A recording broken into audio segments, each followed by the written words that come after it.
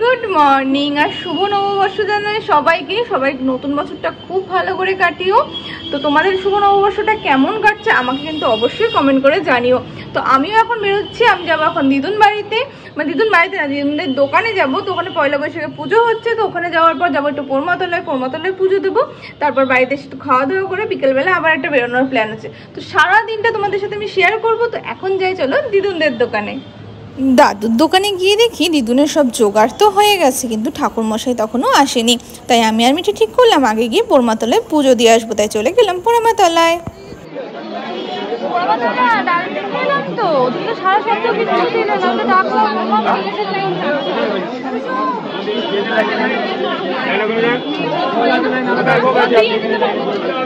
আজকে বিভৎস ভিড়, এদিকে ডালা নিয়ে নেওয়া হয়ে গেছে, ফুল নেবো।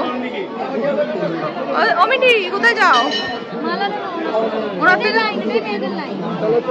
আচ্ছা, এখানে আমার লাইন আছে এতক্ষণ পর আমি যেটা বুঝতে পারলাম, এত বড় লাইন এখানে।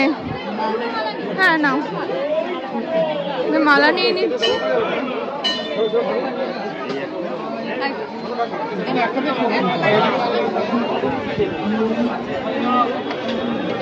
লাইনের শেষ কোথায়?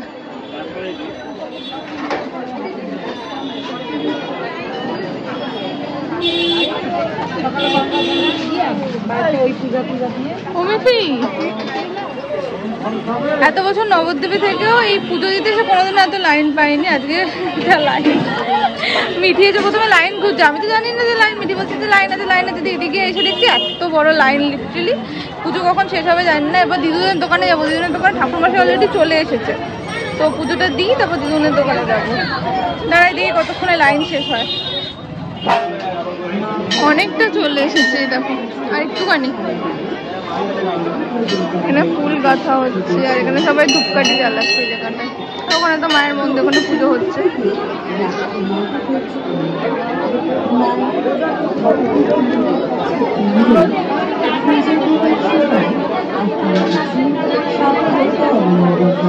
প্রত্যেকবারই যখন পোড়ামাতলায় পুজো দিতে যাই মনটা ভীষণ ভালো লাগে, কিন্তু কোনো বাড়ি যেমন এতটা ভিড়ও পায়নি, ঠিক তেমনই এরকম ঘটনাও আমার সাথে আগে কখনো হয়নি। প্রত্যেকবারই যখন পুজো দিতে যাই মায়ের সামনেটা ফুল দিয়ে এরকমভাবে ভর্তি হয়ে থাকে। আমার আগে মিঠি পুজো দিল, তখনও এরকমই ছিল। ঠিক আমার পুজো দেওয়ার সময় ঠাকুরমশাই পুরো পরিষ্কার করে দিলেন। মাকে খুব ভালো করে দর্শন করেছিলাম আজকে। তারপর পুজো দিয়ে চলে গেলাম মা ভবতারিণীর কাছে, ওখানেও প্রণাম টনাম করে গেছিলাম বাবা শিবের কাছে। তো তোমরা এবার বাকি ব্লগটা দেখতে থাকো। দুটো মালা নিয়ে নিয়েছে।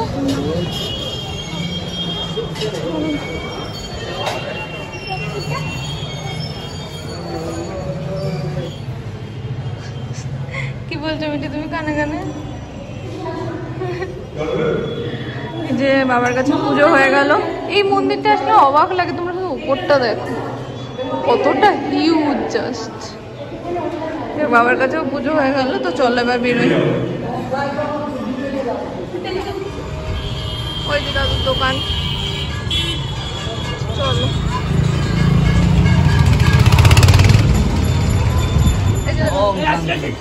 আরে দাঁড়া দাও, একটু শান্তি করো তো।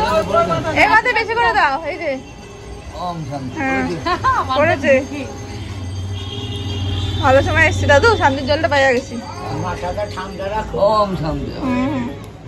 পুজো এখানে হয়ে গেছে আর এদিকে আমি মাখছি চাল কলা, এদিকে প্রসাদ বাড়া হচ্ছে। ওই যে দিদুন, ওইদিকে দাদু বসে আছে, দাদুকে দেখাতে পারছি না। এদিকে মিঠি প্রসাদ বাড়ছে, আই এম মাখিং চাল কলা। তো দাদুর দোকান থেকে বেরিয়ে পড়েছি, বাড়ির সবার জন্য একটু প্রসাদ নিয়ে নিলাম এখানে। আর এখান থেকে আইসক্রিম নিচ্ছি। এই যে আইসক্রিম নেওয়া দেবো বাড়িতে।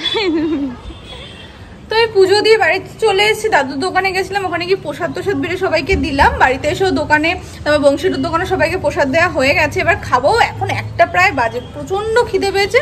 তো এখন খাওয়া দাওয়া করে নিই। আই থিঙ্ক বিকালবেলা একটা বেরোনোর ছোটোখাটো প্ল্যান হয়েছে। অ্যাকচুয়ালি জানো তো আমাদের আজকে মাদার সাইডে যাওয়ার প্ল্যান হয়েছিল, কিন্তু তারপরে এই রোদ গরমে মানে সত্যি বলছি শরীরে এক ফুটা এনার্জি নেই এই রোদ গরমে যাওয়ার জন্য। একটুখানি রোদ গরমটা কমুক, তারপর একদিন যাবো। ওখানকার বাফেটে যাওয়ার অনেক দিন ধরে আমার ইচ্ছা হচ্ছে। তো যাই হোক, এখন কি আগে খাই, খুব খিদে পেয়েছে। খাওয়া দাওয়া কি ফেলনা হায় রে। আচ্ছা আমি আসছি, খেয়ে দিয়ে বড় কথা বলছি।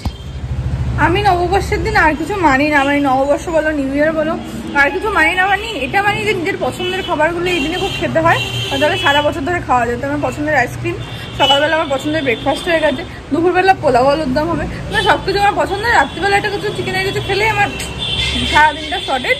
তো এখন চলো বসে একটুখানি ফোন দেখে একটু আইসক্রিম খাই।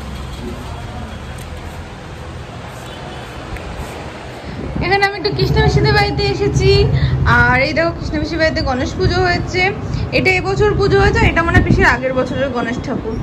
তো এখন একটুখানি আমরা বেরোবো, কোথাও যাবো কি জানি, ভালো লাগছে না। কারণ কি বলতো, মাকে এত বছর বললো আমি হালখাতা করাতে নিয়ে যেতে পারলাম না, আমার মায়ের অতটা ভালো লাগে না এই জিনিসটা। তো এখন আমরা একটুখানি বেরোবো, হেঁটে চলে কোথাও একটা যাবো, আর তারপরে তোমাদের সাথে শেয়ার করছি কোথায় যাচ্ছি। অ্যাকচুয়ালি না আজকে বিকাল থেকে আমি এত ঘুমিয়ে গেছি, তোমার এনার্জিটা ভীষণ কম আছে। তো যাই হোক, তো চলো এখন বেরোই, পিসি রেডি হয়ে আসো, তারপর আমরা বেরোবো সবাই মিলে। কৃষ্ণাবেশীর বাড়ি থেকে বেরিয়ে দেখি রাস্তায় ঠিক এতটা ভিড়। নববর্ষের দিন যে একটু ভিড় হবে সেটা তো জানতাম, কিন্তু আজকে রাস্তায় যেন একটু বেশিই ভিড় ছিল। মনির শরীরটা যেহেতু ভালো ছিল না, মনির পছন্দের চাউমিন নিয়ে আমরা সবাই মিলে চলে গেছিলাম মনির বাড়িতে। তো তোমাদের নববর্ষটা কেমন কাটলো অবশ্যই কমেন্ট করে জানিও। ভিডিওটা ভালো লাগলে লাইক করে দিও, কমেন্ট করে দিও, একটু বেশি ভালো লাগলে ভিডিওটাকে একটা শেয়ার করে দিও। এখন একটু এই খাবার কিনে মনিদের বাড়িতে এলাম। সত্যি বলতে এত গরম লাগছে, আর বেরোয়নি কোথাও, জাস্ট খাবারটা কিনলাম, খাবারটা কিনে মনিদের বাড়িতে চলে এসেছে। এখানে কমপ্লিট দাও, তোমাদেরকে দেখাচ্ছি। আমার গুলু গুলু চুনু গুলু চুনু গুলু চুনু চুনু গুলু গুলু গুলু গুলু গুলু গুলু গুলু গুলু গুলু গুলু দেখো চেটে চেটে